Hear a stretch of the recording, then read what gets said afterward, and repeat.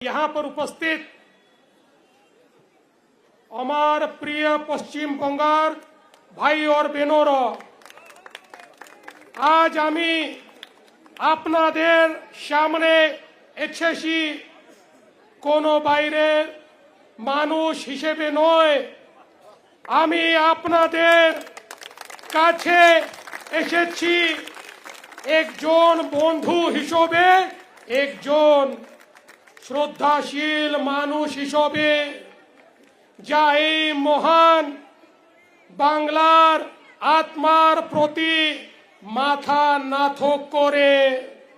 এই বাংলা শুধু একটা রাজ্য নয়, এই বাংলা হলো ভারতের চিন্তা, ভারতের বুদ্ধি, ভারতের গৌরব।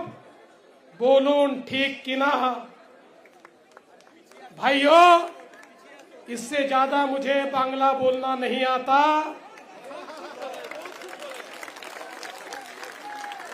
लेकिन याद रखिए, मैं पश्चिमी किनारे से निकला हूं, मुंबई से आ रहा हूं, और पूर्वी किनारे पर कोलकाता में आप सभी के बीच हाजिर हूं, आप सबको नमन करने के लिए, नमस्कार करने के लिए। बहनों और भाइयों, ये मामूली चुनाव नहीं है,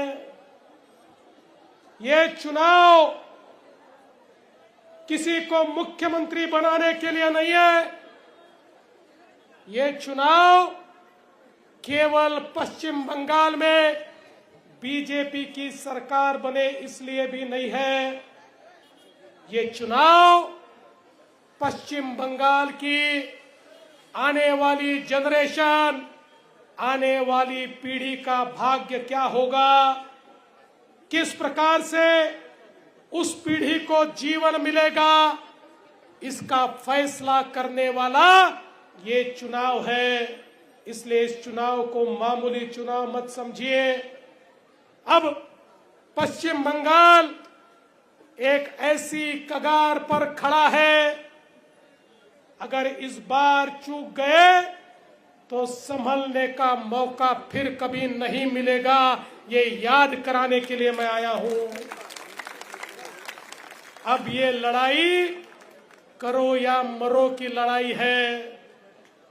अब ये लड़ाई अभी नहीं तो कभी नहीं की लड़ाई है।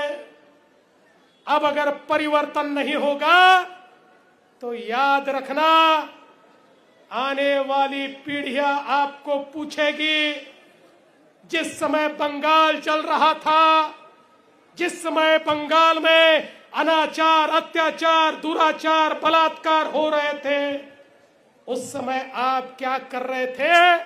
आप जवाब नहीं दे पाओगे। क्या जवाब दोगे? मैं उस समय संदेश और रसगुल्ला खा रहा था, ये जवाब आप दोगे?